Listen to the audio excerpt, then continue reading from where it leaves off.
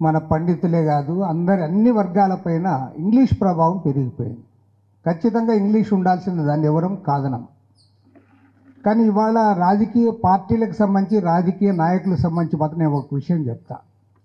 రాజకీయ పార్టీల నాయకులు వాళ్ళ ఇంటర్నల్ మీటింగ్స్లో కానీ లేదా బహిరంగ సభల్లో కానీ లేదా మీటింగ్స్లో వాళ్ళు చేసే తీర్మానాలు ఇవన్నీ కూడా తెలుగులోనే చేస్తాం.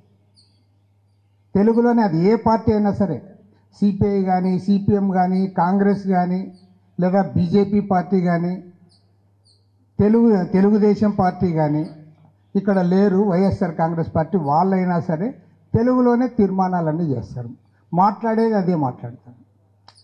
కానీ ఎవరికైతే అధికారం వస్తుందో, అధికారం వచ్చిన తర్వాత వాళ్ళు మారిపోతారు. అధికారాన్ని చేతబట్టిన తర్వాత వాళ్ళకి తెలుగు చిన్నగా కనపడుతుంది, ఇంగ్లీష్ పెద్దగా కనపడుతుంది, వాళ్ళు మారుతున్నారు. కాబట్టి అంటే పాలక పార్టీలు ఎవరైతే ఉన్నారో, ఎవరైతే అధికారాన్ని చేపడుతూ ఉన్నారో వాళ్ళు మాతృభాషను చిన్నచూపు చూస్తున్నారు. చాలామంది చెప్తారు అసలు ఎన్నో నేను అడిగితే రెండు చెప్తా సూత్రాలు. ఇవాళ ఉన్న గవర్నమెంట్ ఆఫీసర్సు, అదేవిధంగా మంత్రులు, ఎమ్మెల్యేలు, రాజకీయ పార్టీల నాయకులు తమ పిల్లలందరినీ కూడా ఈ స్కూళ్ళకు పంపండి, మాతృభాష చదువుకునేటట్లు చేయండి, గవర్నమెంట్ స్కూల్స్కి పంపండి, భాష దానంతటదే వెలుగుతుంది. మీరు ఎప్పుడైతే అది వేరే దానికి మనం పంపకూడదు, మనము మన కుటుంబాలు మన పిల్లలు మనమంతా ఎదగాలి, మనం దాంట్లో ఉండాలి, వాళ్ళు మాత్రం మిగతా వాళ్ళందరూ దీనికి తెలుగు కోసం పనిచేయండి అంటే అది అట్లే ఉంది. నీవే సీతకన్నా వేసావు, నీవే చిన్న చూపు చూస్తున్నావు. కాబట్టి ఏమంటే మన అశోక్ బాబు గారు చెప్తా అంటే నేను సత్యకుమార్ గారు మాట్లాడుతున్నాం. ఏమంటానంటే ఇక్కడ వైద్య ఆరోగ్య శాఖ మంత్రి ఉన్నాడు, సత్యకుమార్ గారికి చెప్తాను, ప్రభుత్వానికి చెప్పాలన్నాడు. సత్యకుమార్ గారికి చెప్పాల్సింది చంద్రబాబు నాయుడు గారికి చెప్పాలి, అంతే కదా. ఆయన ముఖ్యమంత్రి, ఆయన చేయాలి. నిజంగా ఏది ఏమైనా సరే తెలుగు భాషకు చిన్న చూపు చూస్తున్నది.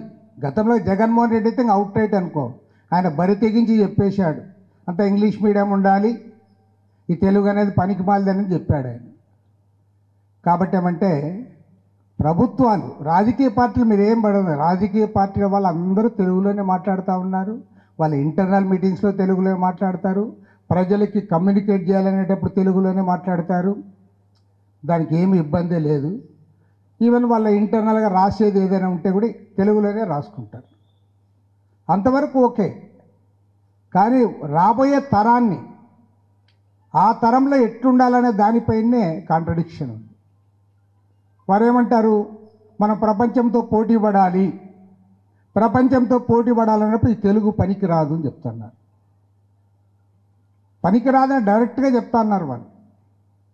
కాబట్టి కూడా దానికి మనం మూలం కనుక్కోవాలి. అదే అట్లని చెప్పి తెలుగు ఏదో పోతుందని నేనైతే నమ్మను.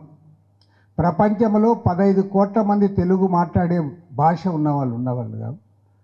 మరి ఇవాళ తెలుగు ఎట్లా పోతుంది? తెలుగు పోదు, తెలుగు ఖచ్చితంగా ఉంటుంది. నేను తానా మహాసభలు పోయినప్పుడు డల్లాస్కు పోతే మన వాళ్ళు జెఫర్సన్ పార్క్లో మీటింగ్ అని పెట్టారు. నేను అక్కడ పోయినా, పోతే అసలు వాడు వాక్ చేసే వాళ్ళు వాకర్స్ కూడా తెలుగులోనే మాట్లాడుకుంటూ చేస్తాను. చివరికి ఒక రాజస్థాన్ అతను అన్నాడట, కామెంట్ చేశాడట, ఈ డల్లాస్లో బతకాలంటే రెండు వచ్చి ఉండాలి, ఒకటి తెలుగు వచ్చి ఉండాలి, రెండోది జావా వచ్చి ఉండాలి అన్నాడట.